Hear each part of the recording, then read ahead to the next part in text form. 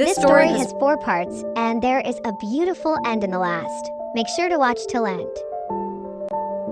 In the heart of the dense Indian jungle, where ancient trees towered over the land and the air was thick with the sounds of wild creatures, lived a pack of wolves.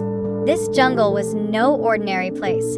It was alive with the spirit of the wild, home to beasts both great and small, and where the law of the jungle governed every living thing.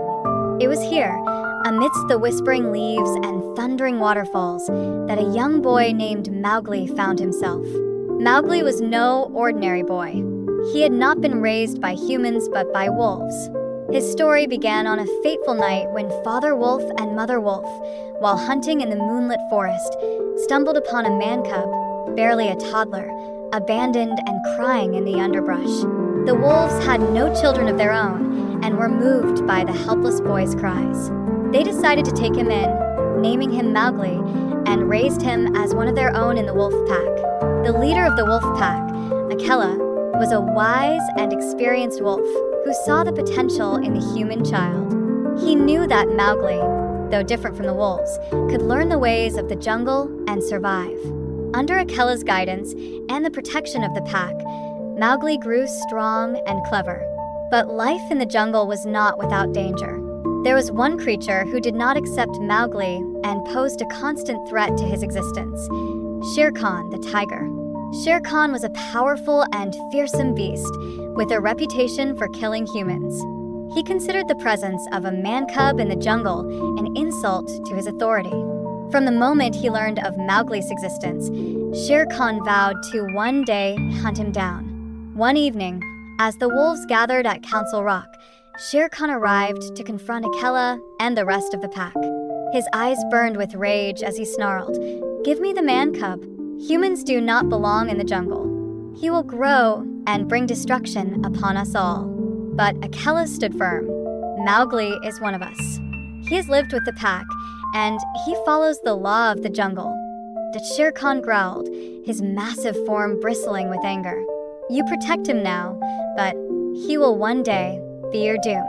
Humans bring fire, and fire will destroy everything." Despite the tiger's threats, Akela and the wolves refused to hand Mowgli over. However, Mowgli knew that his safety within the pack was not guaranteed forever. Shere Khan was patient, and he would not stop until Mowgli was dead. Mowgli's friends and teachers. As Mowgli grew older, he began to form deep friendships with other animals in the jungle. 2 of his closest companions were Baloo, the wise and gentle bear, and Bageera, the sleek Black Panther. Baloo, who taught Mowgli the ways of the jungle, had a deep affection for the boy.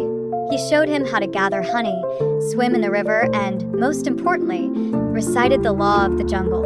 Baloo often said, "The law of the jungle is the only law you need to follow here, little one. It keeps you safe, teaches you how to survive, and reminds you that the jungle is both your friend and your foe."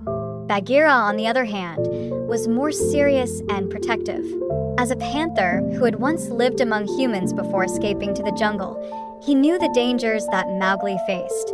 Bagheera always kept a close watch over Mowgli, especially knowing that Shere Khan was still out there, lurking. One day, Bagheera spoke to Mowgli as they rested near a cool stream. "Mowgli, you are growing fast, but you must never forget, you are not a wolf. The jungle can be unforgiving to those who forget their place. One day, you may have to return to the world of men."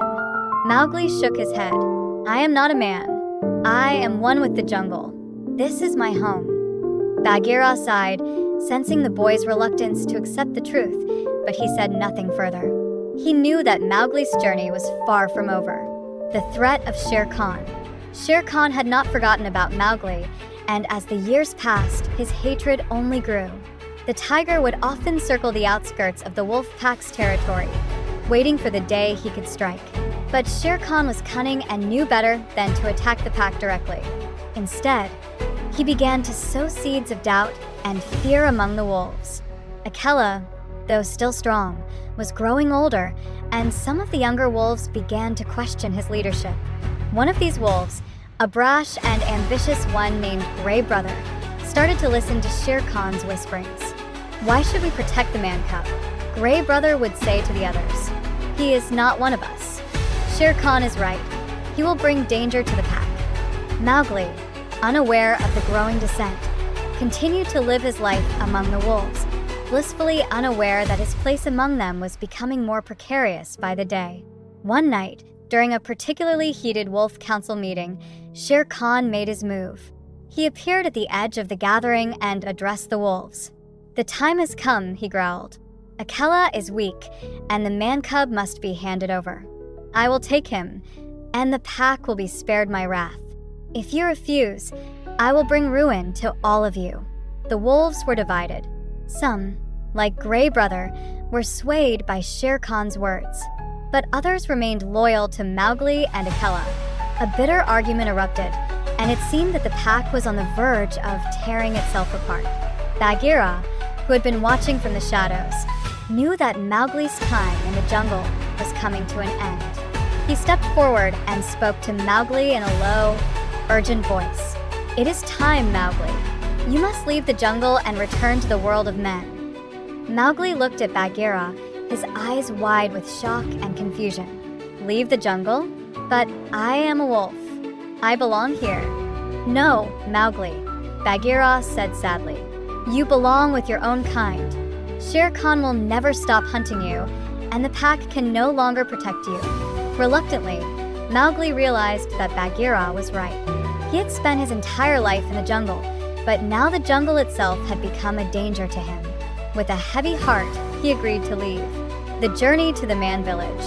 The next morning, Mowgli, Bageera, and Baloo set out on the long journey to the man village.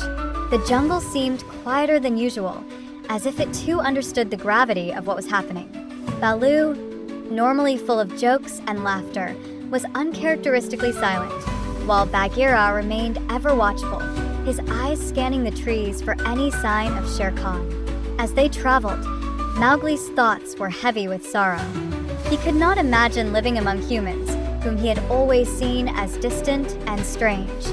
He remembered the man village that Bageera had shown him from afar, a place filled with huts, fire, and people who looked like him, yet seemed so alien. After several days of travel, they reached the outskirts of the man village. Mowgli could see the flicker of firelight in the distance and hear the faint sounds of human voices. But before they could get any closer, Shere Khan appeared, his massive form emerging from the shadows of the trees. "You thought you could escape me, man cub?" Shere Khan snarled, his golden eyes gleaming with malice. "I have waited too long for this moment." Bageera and Baloo stepped in front of Mowgli, ready to protect him at all costs. But Shere Khan was not alone.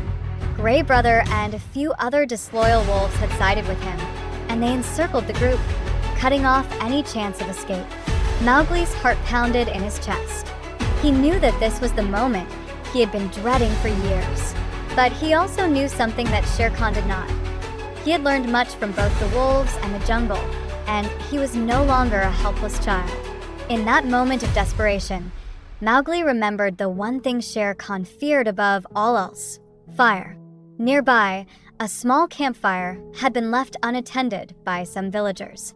Mowgli, moving swiftly and silently, darted toward the fire and grabbed a burning branch.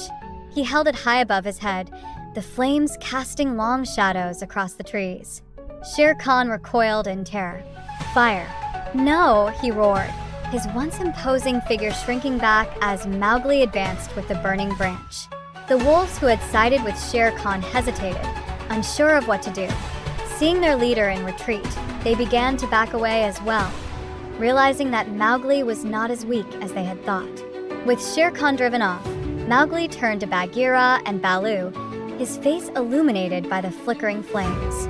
"I will go to the man village," he said softly, his voice steady but tinged with sadness. "But I will never forget the jungle, and I will never forget all that you have taught me." Bageera nodded, his eyes filled with pride and sorrow. "The jungle will always be a part of you, Mowgli.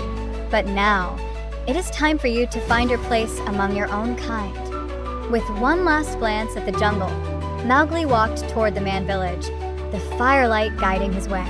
Behind him, Baloo and Bagheera watched as their beloved friend disappeared into the world of men, knowing that his journey was far from over.